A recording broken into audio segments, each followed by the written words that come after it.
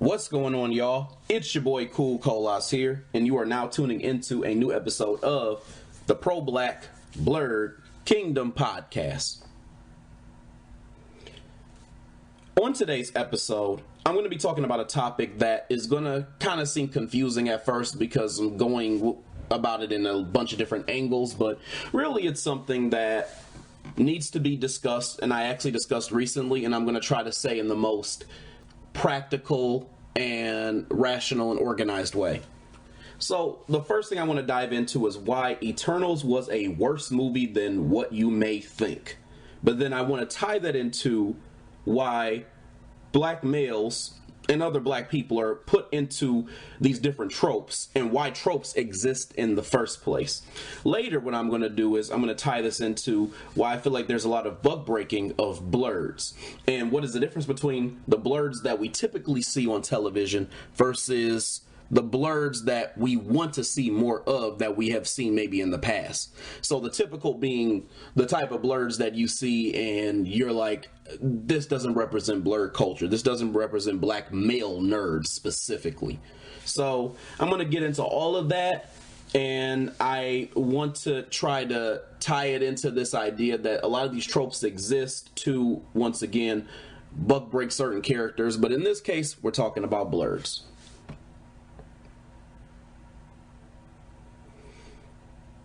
Originally on Instagram, I made it real. And on this reel, I did a review of the movie Eternals. And I talked a little bit about how I felt about the movie. So I gave like these little short clips, and I typically do that with a lot of different movies and that are Marvel comic movies, DC movies, and then I also do the same thing with TV shows, and I go season by season because I think I also did a review for Raising Dion, and it's not tied to Marvel or DC, and I was going to do one for Sonic the Hedgehog, but I ended up doing a podcast instead because I had so many thoughts, and I didn't really think that a reel would properly capture all the ways that I felt about that, in my opinion, wonderful movie. So originally, when I talked about Eternals on this reel, I said that it was a 5.7 out of 10. And most of the reasons why I said it was a 5.7 out of 10 was I was coming off of the hype of it being a new movie and there being certain things that I liked, certain things that I didn't like. So I think I was being pretty generous when I gave it that rating. But looking back, I would probably change that statement and maybe even lower that rating because looking back, there was so much wrong with the movie. And I want to talk about a few things. So to kind of recap how I felt at that time, how I'm feeling now, and then I want to kind of dive deep into what I feel like is the biggest issue when it comes to this movie. First of all, let's be clear. Cersei, who was really like the main protagonist, was a terrible protagonist, and she was so hard to get attached to. If you all didn't see the movie, or if you don't remember, Cersei, the main character, was the Asian chick who had a relationship with the dude who was a regular human on Earth, and they kind of went into her story a little bit, and then that eventually turned into a story about the Eternals. But anyway, I couldn't stand her as a protagonist, and I couldn't stand her as a protagonist because she was, in my opinion, way too meek. She was way too passive, and that whole thing where she suddenly came into unlocking her powers, it just felt forced. It felt like she was the protagonist and she was appointed the leader of the team, but she didn't really feel like a leader, in my opinion. And I maybe they were going for like this angle where she was an underdog or something like that, and that might be why I probably felt like she didn't really have that protagonist spirit. But the problem with the way that they did it was they made her character one that was hard to get attached to. They made her character one that was, in my opinion, kind of bland. I just didn't really think that she had like the personality to be a good main character. Like, she felt like a side character in a movie where she was actually the main character. And I think that they didn't really execute that properly. So I don't want to sit there and I don't want to blame the actress if that's not the case, but it felt like the way that they wrote it and the way that they wrote the character didn't make us like her, or in my opinion, like her the way that you would like a protagonist. And again, I don't think it's like her being flawed or like originally feeling like an underdog. I just think that the character was kind of bland and boring, and then just very hard for anybody to really just get attached to. Eternals also had another big issue that I think a lot of people probably recognized if you watch the movie. It's pretty obvious. I felt like it had way too many characters in it, and they didn't explain their stories or flush them out well enough. Now, let me make something clear. As a writer, I do understand that the concept and the premise that every time that you introduce a character, even if the character is like a side character, or even if the character's a main character, you aren't really required to flush out every single detail about that character or make them so deep that you have to just make sure that you describe them just like, because they're a character that was written on there. But I felt like they threw in too many characters. So being able to write the characters in a way where you understood their backstory was deep, and all this other stuff would probably have been tough, because there were numerous Eternals, because you had Cersei, and I'm not going to remember all their names because I really just didn't care for this movie. You had Gilgamesh, which was the Asian dude who was real strong. You had Thena, which was his woman, who had like the issues where she would sometimes like just go like have those like little memory issues or whatever, and she would start going crazy because she was losing her mind or whatever. And then you had Makari, which was the black chick who was deaf. And then you had the white dude who she was kind of kicking it with, like the white boy. You also had what was her name, Ajak. And then you had Icarus. Then you had Phastos. Then you had the Indian dude, I don't remember his name. And then you had Sprite. So you have all these Eternals, and you have to give a backstory to all these characters to some extent, and you have to be able to flush them out properly. So I think part of it was that this was a movie where they added so many characters, it would have been tough to flush all these characters out in a way that made sense and was helpful to the story. But at the same time, the way they executed it was just, it just wasn't good. They kind of put themselves in a situation for something like this to happen, in my opinion. And I think that some of the character stories were flushed out okay, and then some of them weren't flushed out at all, and you were like, what? So I don't really understand like why this character was put here in the first place if they basically were going to be a non-damn factor. Because if I look at it, they flushed out the story of that Indian dude somewhat, but he was supposed to be comic relief. And they flushed out the character Cersei, and she's supposed to be a protagonist, and they really just kind of failed on the execution there. But then certain characters they almost gave no spotlight to. Like, for example, Sprite was just walking, talking jealousy, and that pretty much was it. Now, the character, the look, the somewhat of the backstory and things like that that they had with her, it seemed like it could be kind of interesting if we knew more. But her jealousy for a character like Cersei was hard to really get behind or to justify and understand, because they didn't really explain much about her. They explain her powers and stuff like that, and but like they didn't really go into where this jealousy formed and all this other stuff. To me it wasn't really well done. I also thought that the plot in this show, or in this movie, was all over the place, and it wasn't clear who the main villain was really. And sometimes that's a good thing, but this time it just felt disorganized, if I'm being honest. Like, I'll give you an example. Icarus ended up having this heel turn where he was trying to do things different than the other Eternals, and there was a squabble because of that.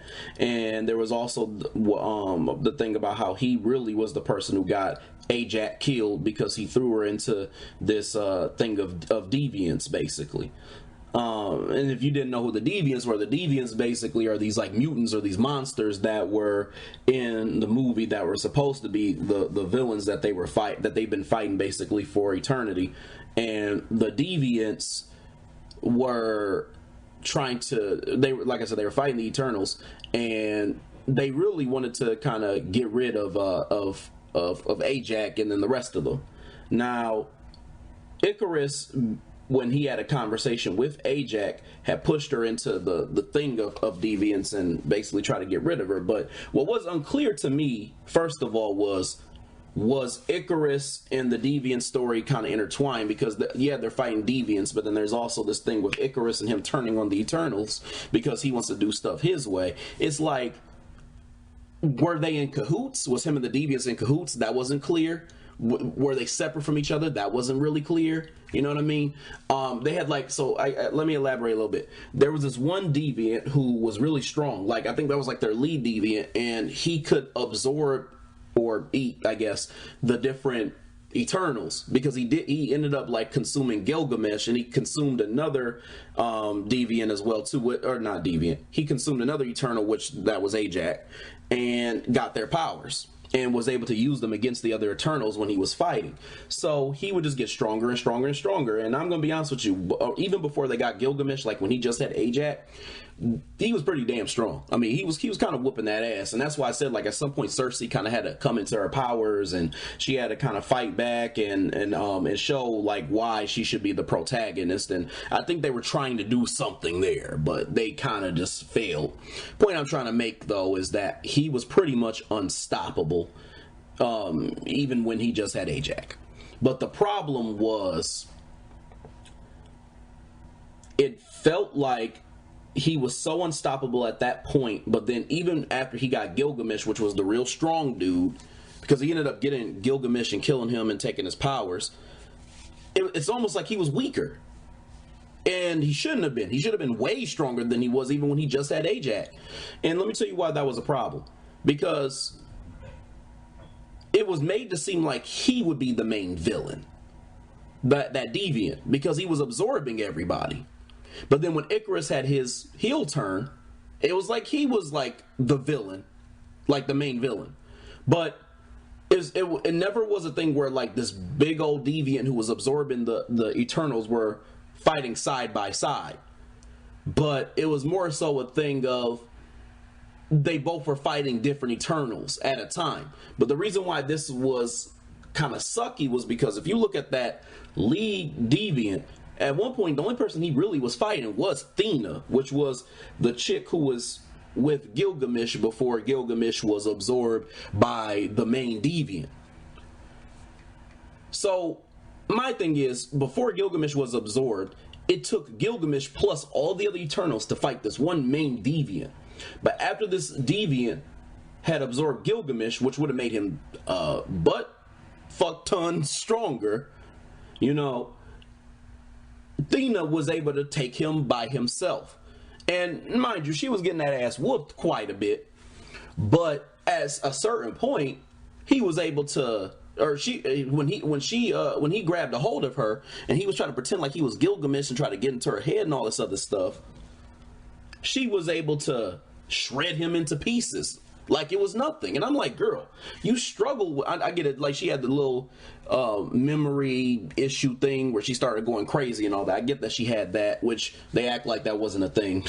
But anyway, after a while, like they said, oh, this is such a big issue. But then after a while, she just totally just forgot that was a thing, like throughout the movie. But anyway, so she was able to just slice this thing into pieces. Now, I'm not going to say it was easily, but at the same time, I mean, she was kind of wrapped up by this thing, and all she did was like just shred him, and then it was a wrap. And my thing was like, well, damn, girl, why couldn't you just do that like when they were fighting him before he actually got your man? You know what I mean? Like, so that to me didn't really make sense. And then you had the thing with Icarus, so it was like you weren't really sure if they were functioning together or they were functioning separately, you know. And you didn't really see the conflict between like that main deviant and Icarus when the final battle was going on. It's just like certain Eternals were separated in different places, so that was also like a bad thing, because to me that was all over the place. The other issue, and I'm gonna kind of I'm gonna say that this is something that I've seen, is that there were a lot of tropes. So beyond, you know, the issues with the main character, beyond the issues that I had with having too many characters, beyond what I would like to call power scaling, because let's be clear, the issue of the main deviant absorbing Gilgamesh and all that, that was the issue of power scaling. It was as if like they increased his, for lack of better words, power level, and it almost seemed like he was less of a threat. You know, so power scaling was an issue. And the issue again with certain characters' stories not being told in a way that is, I guess, endearing or satisfying. Beyond all those things, tropes are a big issue in this movie. Like such a big issue. It's overwhelming. And I'll give you an example of one of the tropes I have seen that bother me. I'm going to get into the other one in a minute, but I want to get into one of the ones that bother me that I think a lot of people aren't talking about. There was a heavy interracial dating trope that was thrown into this movie that was present when you look at the character Makari. By the way, I just remember the dude's name who she was with, Druig. I think that's how you say his name, Druig. So Makari is this black woman. She's either black or mixed. I can't really tell. Black or mixed woman, but either way, she's black. This black woman who was a speedster, and she was deaf. Now, I was very disappointed in this character because usually when you have a character who's blind or a character who's deaf, they usually have like a very interesting, intriguing, you know, and very, what's the word I'm looking for? They usually have a very just in-depth backstory. It's usually told very well. They're usually an intricate character. They're usually complex. And this character just felt like she was just a deaf chick who happened to be black and a speedster, and she was there really for the optics of it all. And the reason why her character was an issue was because not only was she not given a backstory, it felt like she was only there to be a romantic interest for the character Druig, whom, by the way, was made to seem very intricate, like a trickster, and he was made to seem like he I guess deserved a description. So in other words, that character was flushed out. This white boy who she was dating was flushed out, but she wasn't. So what it felt like was her character was only there for the optics. So they put this black woman who's a speedster, who nobody is really talking about, with this white boy Druig. They had no chemistry, right? It didn't feel like there was any need for them to really be together or anything like that. And really what it ended up being was she was there for the optics of, hey, look, we got this black chick right here. We're going to go ahead. We're going to put her with a white boy. And, you know, that's being done quite a bit. I mean, you can look at any commercial. You can look at a lot of different TV shows where, you know, obviously the character's not LGBT or anything like that. And you can see that this black character is being put with somebody who is non-black on purpose. That happens quite often now. It used to happen like here and there, like in the past, like, you know, me growing up and stuff like that. But on TV right now, it's happening rather frequently, in my opinion, especially on commercials. So Makari's character, which again was not well flushed out, we don't really know her backstory like that. She wasn't really made to seem interesting like characters who have disabilities and all this other stuff. And then her love interest, who's a white guy, was flushed out, was intricate, and was given like a backstory that you could kind of get with. As a matter of fact, he probably had one of the best backstories out of all of the Eternals.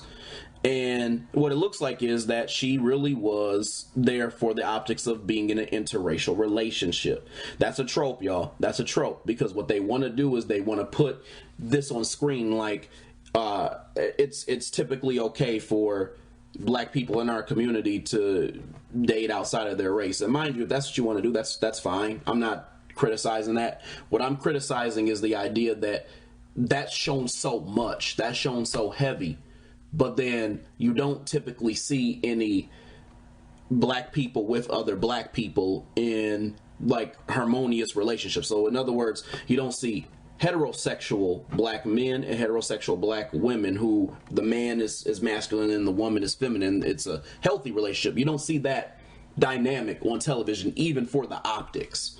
And that's my problem, is that you never really see that, but then this interracial dating thing is pushed. So that's why I said I have to ask myself, why are tropes like this done so plentifully? So why is it that they always are showing us characters who are in interracial relationships, or they make a black character seem to be weak, or they do all these other things to characters that make them seem just abnormal to the idea of being in a harmonious relationship with another black character, and there's nothing, I guess, that's different about them. I'm going to say quote unquote different. To me, I feel like the big thing here is that she was a character that was there for the optics, because nobody cared. I'm going to be honest with you. Nobody cared that she was a speedster. Nobody really got down with her backstory because it just wasn't good. And to be honest with you, people kind of just forgot that outside of Phastos, there was another damn black character, because she really wasn't a big deal whatsoever. Now let me get to the part of this movie that was the absolute worst part. Like the absolute worst. Phastos. Phastos was, in my opinion, the worst part of Eternals. And we need to talk about that, y'all. We really need to get down and talk about why he was such an issue. Phastos was one of the only multi-trope Negroes I have ever seen. And let me explain what I mean by that. Phastos was at least 3, or part of 3, different tropes that I see. The most obvious one was that he was black LGBT. But he also was black tech support.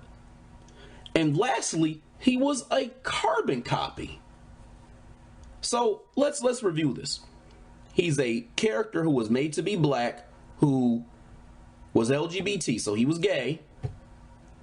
He was tech support because he was basically the nerd. He was the dude who controlled all the technological things in the Eternals and all this other stuff. And he was sidelined as a side character because of it.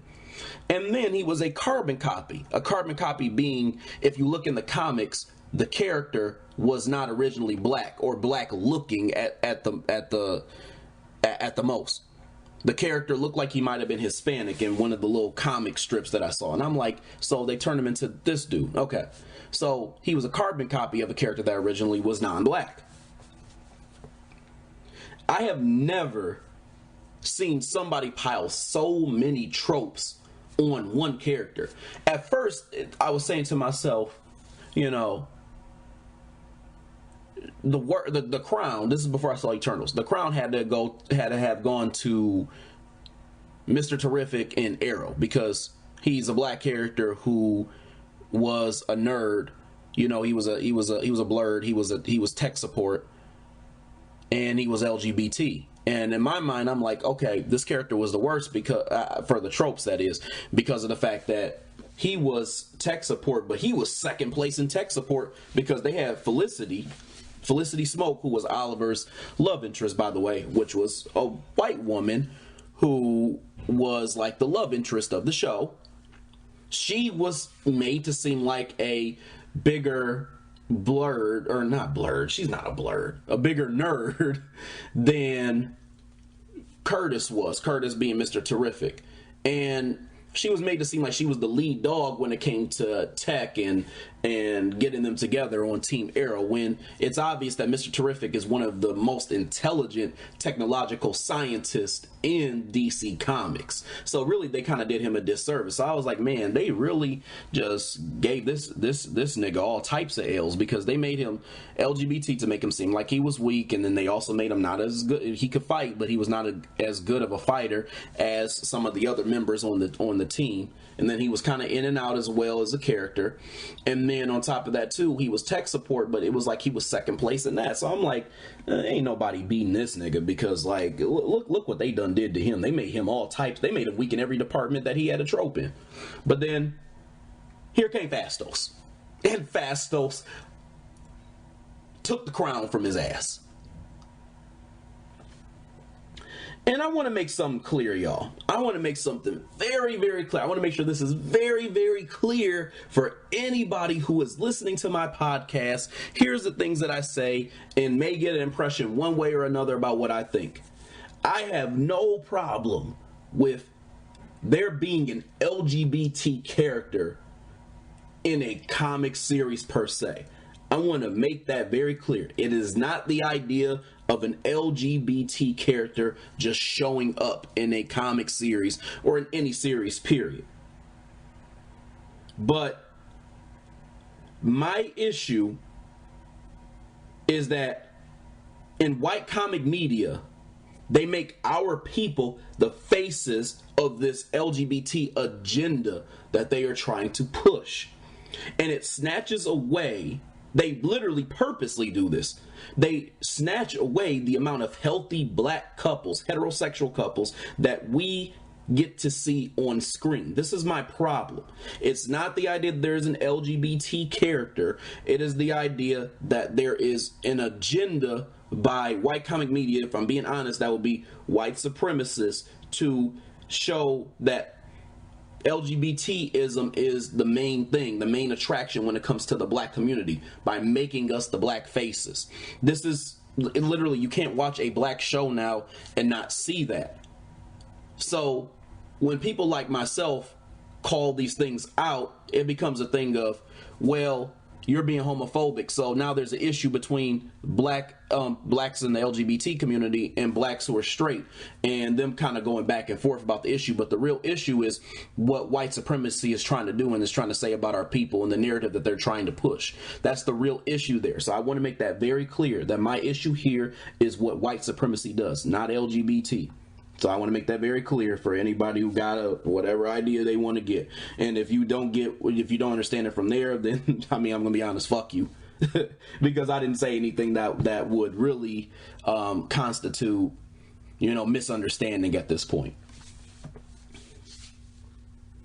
Anyway, Phastos was probably one of the most pander-heavy trope characters I have ever seen in a black character who happened to be LGBT. I mean, think about it, y'all. You got this big black nigga over here looking like a combination of Rick Ross and Florida Man from Queen and Slim, and then you make him LGBT, and then you want to sit there and pretend like he's a black character that represents our culture. No. This nigga was put on screen for this LGBT agenda, and they made him black so that they could make blacks the face of the LGBT agenda in him. And this nigga was a hypocrite too. How the fuck you gonna, quote unquote, give up on humanity and then settle down with this man randomly? Nah, that nigga gave up on his manhood to be buck broken. I'm just gonna be totally honest with you.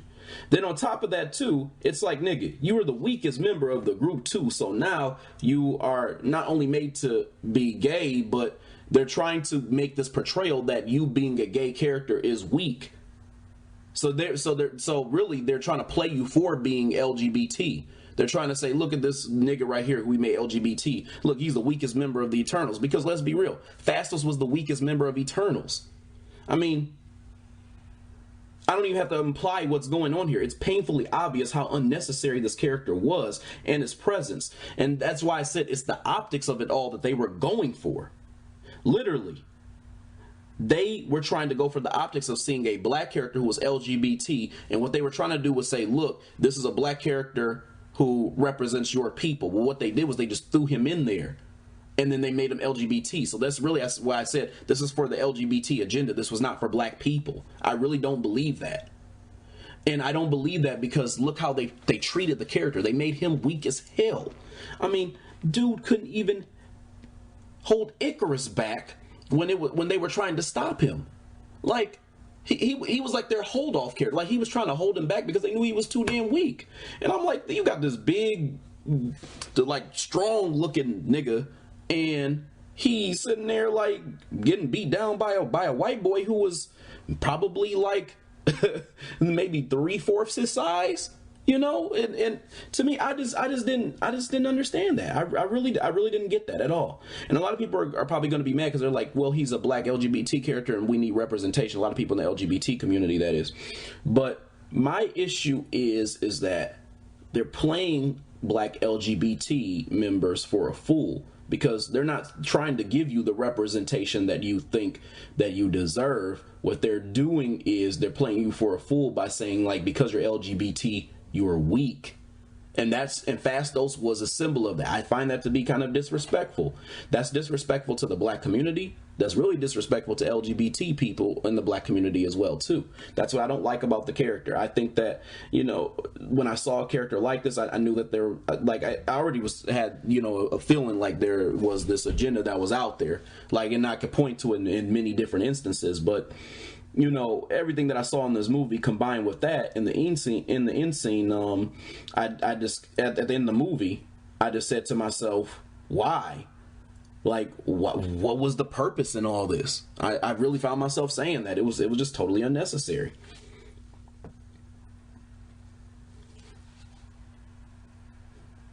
So let me talk about something else that was kind of on my mind.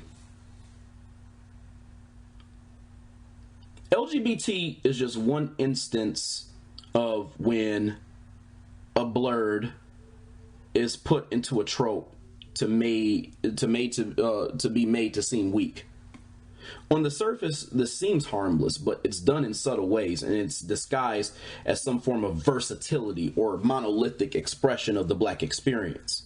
And normally, I wouldn't have a problem with that, but the pattern of how often these things are happening and the way that they're doing them are concerning. They are. They're very, very concerning. It's like there was a purposeful skip over of the idea of promoting more healthy heterosexual black couples, and then they skip right to this idea of, oh, all black people are different, and that's what they're trying to showcase. When have you ever known white society, white supremacists, etc., to properly want to represent us and want to properly represent our community? The answer is never. But seriously, ask yourself that question. When has white comic society ever wanted to represent us properly? No, they're trying to play us for a fool because they want to create certain optics so that we see ourselves in a certain way. So in other words, it's kind of like going to school, but just watching it on TV. Like you're being programmed and taught to think a certain way. You're being indoctrinated to believe this thing or that thing is okay. And, you know, there's not, like, again, many presences of healthy heterosexual black male and female relationships. That's why you don't see them on TV. That's why you can barely name them. And that's why even when you think of those relationships that include heterosexual black characters, why they're almost always toxic, especially in comic media. They're almost non-existent in the comic media.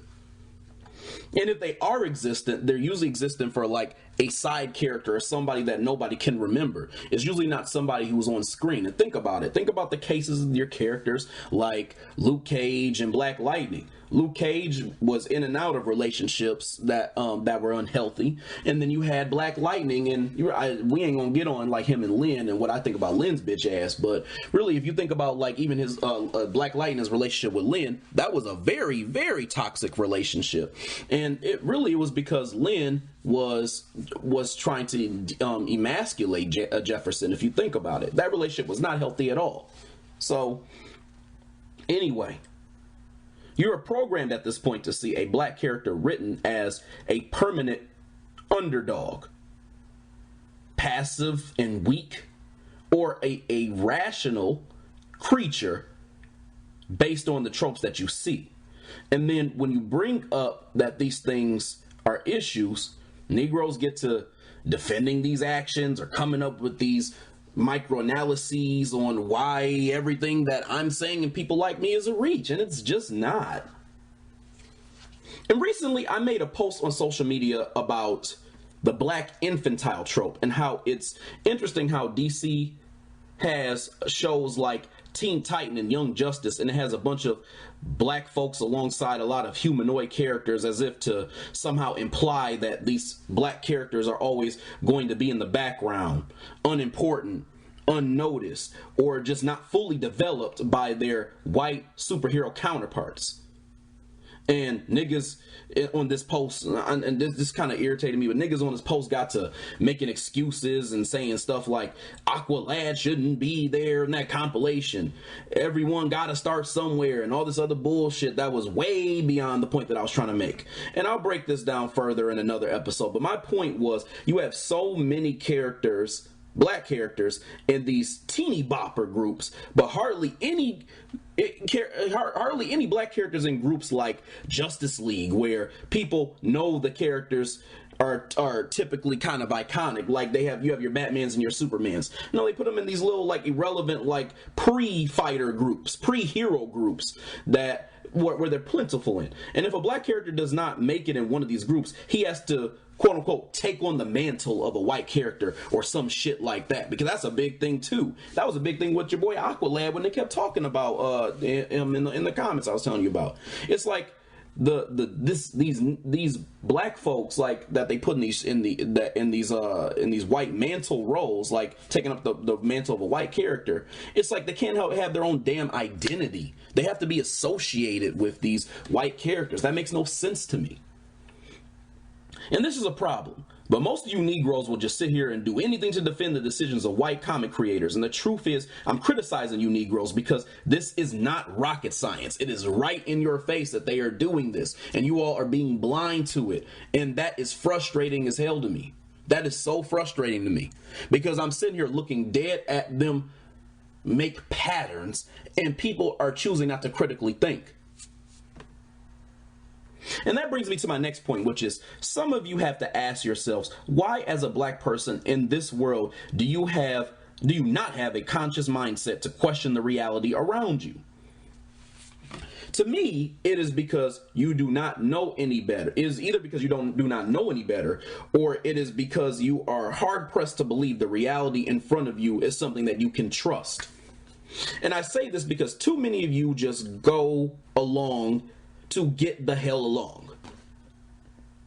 When an eyes wide open young man like myself comes around pointing to some not so blatant but still rational issues in these spaces, especially blurred spaces, instead of thinking about what I'm saying, you are quick to come to the defense of these white creators and of some of these products that you see.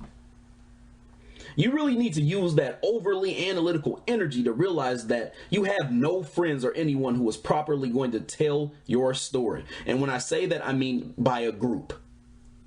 You're not going to have anybody who's going to defend you, so you can call out the bullshit and stop trying to buck dance for white society and white supremacy, because that's really what y'all doing. Y'all don't have allies, y'all. Y'all do not have group-based allies. We have us, black people. That's it. White people are not trying to talk about you in your best interest. They never have been. They don't want to talk about you properly in the way that you deserve. And that's why I have to ask the question, why is it that black men and women are the faces of LGBT in nearly every single show, but you can hardly name a straight black couple that is admirable or attractive looking on the surface? I mean, seriously, think about it. There isn't a black television show out at this point in recent times that doesn't have some type of LGBT character in the show. And sometimes they may even go as far as to make their only black character in a show that is white LGBT. And I've seen this in movies, and big examples of this are it doesn't even just go for realistic movies and cartoon movies. It doesn't even matter. We've seen it in Buzz Lightyear. We've seen it in Jurassic World, where the sister was talking about how she loved redheads and stuff like that, because I guess she liked chicks who kind of looked like the chick who was played by Bryce Dallas Howard. And hell, even your boy Aqualad that y'all like just buck danced for and just got all goofy and shit for, y'all went cape so damn hard for. In Young Justice, he's LGBT as well too, and he's supposed to be the new Aquaman, and I think the leader of that team. Ultimately, Tropes are put in place to sway the way people view the black experience and ultimately black culture versus black people telling their stories properly in a way that makes in a way that does truly exemplify the monolith. That's why there are so many tropes out there, and I point them all out. And just to name a few for those of you who don't know what a trope is, here's the list that I see. Now, this is not every trope, but this is a good chunk of them. And so I want you to just take a look at when you are watching some of these shows and think about these things and really pay attention, and don't be on your phone. Don't be sitting there trying to, converse with folks and stuff like that and half paying attention, because if you start looking at some of these shows, you're going to see exactly what I'm talking about. I need you all to be focused when you see these things. You got the black tech support trope. You got the black LGBT trope. You got the trauma sauce, trauma porn trope. You got the ambiguous black brown trope. You got the black sidekick trope. You got the black carbon copy trope. You got the angry black man trope, the black criminal trope, the masculine black woman trope, the bionic black trope, the black infantile trope, and so much more. And I could go on and on and on, but those are just a handful out of the many that I have seen out there. I want to talk now a little bit about the buck breaking of Blerds and the difference between the Blerds that I see a lot of and I'm not happy with, and the Blerds that I want to see more of that I've seen before on screen. So it's not all bad, but these are the type of things that we as black creatives need to bring back. So I want to make it very clear and very distinct on the difference between them. I talked in a previous post about the black tech support trope. Like, I actually had a whole podcast episode about this. But now we need to talk about the intent behind that trope. Have you noticed that the Blerds that you see in comic shows aren't just sidekicks, but they actually have other traits that are stuck to them that make them even more subservient, or just simply not even down with sisters, period? For example, Phastos was made to be gay. So him even liking a woman, let alone a sister, is out the question. And he was weaker than the other Eternals. Luke Fox from Batwoman is put into romantic situations or teases with non-black women. For example, he was put into that situation with the white chick. She was like the daughter of one of the villains who they were fighting, and they put her in put him in a little situation where they were teasing, shipping him with Mary, who is an Asian chick.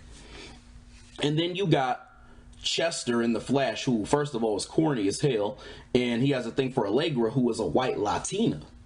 And then they had him bug dancing for Killer Frost a few seasons ago when he was crying to her about how his dad was an old school nigga who said dudes like him don't get a chance in this world, and how he was so traumatized. And then Killer Frost's ass comes back and says well, I'm giving you a chance right now. I'm like, what kind of shit is this? Like, did they really just put this in here? I couldn't believe that was a thing. I just couldn't believe it. Like she was like what kind of white savior type shit is that? Like, what you got, the ice cold cave woman, White Hope over here or some shit? Like, really, what was going on there?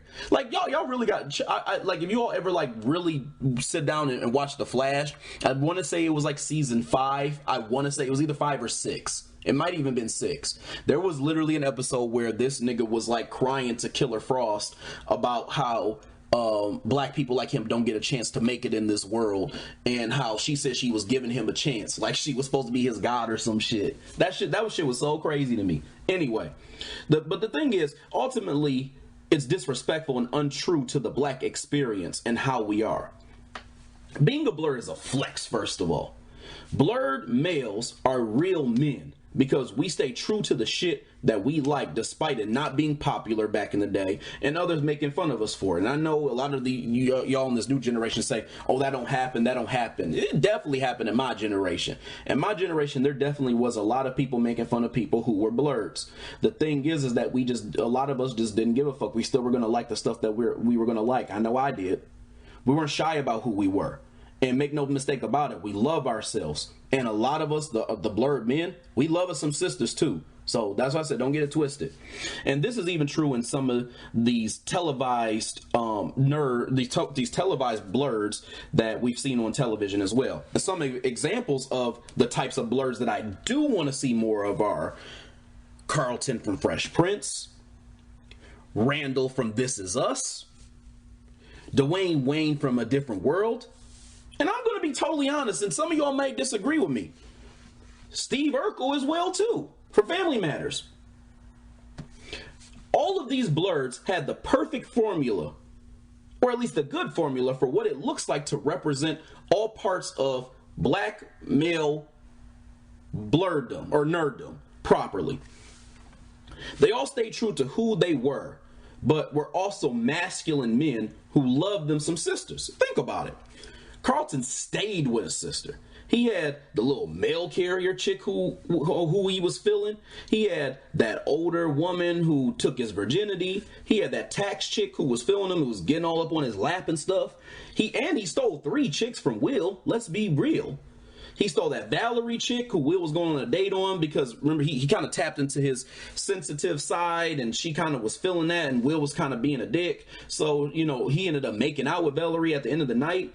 And then he had that one girl that was at the mall who, like, him and Will were competing to try to get her to go to the I guess the little party that they were having at Uncle Phil's mansion. And then you had Jazz's sister Janet. In that one episode, Carlton, he kind of snapped on her and put her in her place, and she was hooked on him. And Carlton stood up for himself quite a bit. You know, he stood up for himself all throughout the show and showed that he was a man. Think about it. When Will and Jazz challenged him to stay in the hood, homie done turned that bitch upside down. They came back and they was calling him C-Note. He clapped on that frat dude who tried to say that he was a sellout because he was rich. He was a rich preppy Republican.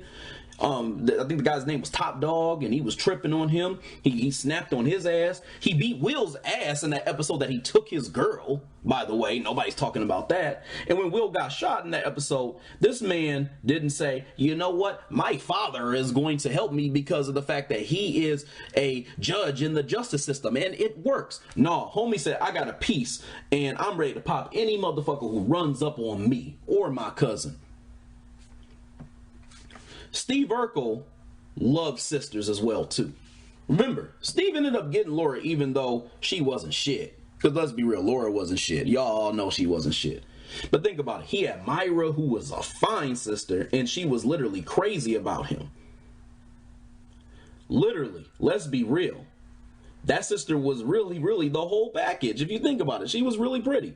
And I know some people are like, oh, yeah, she was in high school, yada, yada. You know, actors are older when they be playing certain roles and stuff like that. So I ain't even going to go there with y'all. But I just wanted to say that. Like, that was a beautiful sister. Matter of fact, she looked better than Laura. And she was crazy about him. And she had, like, the whole formula. And low-key, I think she was probably a freak, too. I kind of got the energy because she was a little off. And something, I feel like something was there. And think about it also too, he stole that girl from Eddie as well too, like the girl who he was trying to tutor, and I think she tried to come on to him or some stuff like that. And some of y'all may say like that was kind of different, but anyway, the point I'm trying to make is that he dealt only with sisters. If you think about it, I didn't see him with a white girl, period. Also, this nigga stayed standing up for himself. I'll never forget that one episode where Laura was being mean to him because she was trying to go to her little, I guess she had some event that she had to go to, and she couldn't get there because like her transportation got messed up, and Steve offered to take her, and she was rude as shit to him the whole time. And then they had to stop at a hotel because his car broke down, and then she basically was trying to lay in the bed, and he was going to try to get in the bed with her, and then she was like, I'm not, like, what you doing? You can't be sleeping in the bed with me. And he said, where am I supposed to sleep? And she said, go sleep in the bathtub. And this nigga Steve Urkel came back and said, I'm not going to sleep in the bathtub. Your ass is going to sleep in the bathtub. Man, I got the adrenaline rush from hell when he came back. And then he just spazzed on her. And then I bet you one thing, she was about to take her ass to the damn bathtub. I'm like, see, that right there is a real man. A man who will sit there and hike his damn pants up and look like the goofiest nerd you will ever see, but will tell a motherfucker that they are dumb as hell in a hot flash, and they don't really do nothing to him for real. That's a real man right there. And you got Dwayne Wayne, who loved Whitley, and although it was clear he was into those little light bright sisters, and that's cool, like Lisa Bonet, who played Denise from the Cosbys, he was still in love with black women. bougie black women, but he was still in love with black women. And he was a full-fledged blerd, flippy glasses and all. And lastly, one of my favorite masculine nerds was Randall Pearson. Anybody who watches this show, This Is Us, knows who Randall Pearson is. Randall was a strong black father, very intelligent, in love with sisters. And by the way, y'all, Randall's wife, Beth, I just gotta say this, that the actress who plays Beth, Susan Watson, that is one fine ass sister, y'all. I just gotta say that woman is fine to me. I can't tell y'all what it is about her, but something about her is just so fine, man. I don't know. If I and I gotta tell y'all might not know this about me, but like I kind of like women who are a little older, like black women who are a little bit older, but I don't know what it is, but between her, Simone Missick, Taraji P. Henson, Deborah Ayerinde, old girl from This Is Us, those are some beautiful sisters, man. I just gotta say, like, so man, that is his one was fly. Anyway, he has his queen and his daughters, and he was clearly in charge, and in that house, and he was assertive, he was a leader, and he knew how to clap on folks too when they were out of pocket. Because I'll never forget when Deja's mom tried to say he probably is one of them brothers who likes white women, and he told that bitch to that he wakes up to a beautiful queen who had a head full of hair smelling like some fresh coconut oil and wears a bonnet. And I was like, man, this man Randall was sitting there like clapping on people trying to say that he was a sellout. See, family, when I say we need black nerds like Blerds on television, these are the type of Blerds that we really need to see. We must end the times of seeing these Blerds who are buck dancing pawns for white society's agendas. Blerds have been used as the pawns for carrying out many agendas because they are purposely hidden behind this facade of intellect and supernatural tech skills, because they have no business, from the mindset of white society, being dominant in personality or in power. They always have to have somebody who is in control of them. So I think that's the get up there. Anyway, y'all, I've been on here a long time talking and giving my thoughts and giving you all a dose of my feelings on the tropes, my feelings on Eternals and Phastos and all that. So I hope you all enjoyed the episode, and I hope you guys got a chance to learn something from it. Anyway, I'm going to be doing a lot more episodes to come, and a lot of episodes in the future. So continue to stay tuned and continue to listen to what I have to offer and what I have to talk about with y'all. Anyway, I hope you all have a good night. Hope you all enjoyed the episode, and I will be talking to y'all and seeing y'all later. Peace.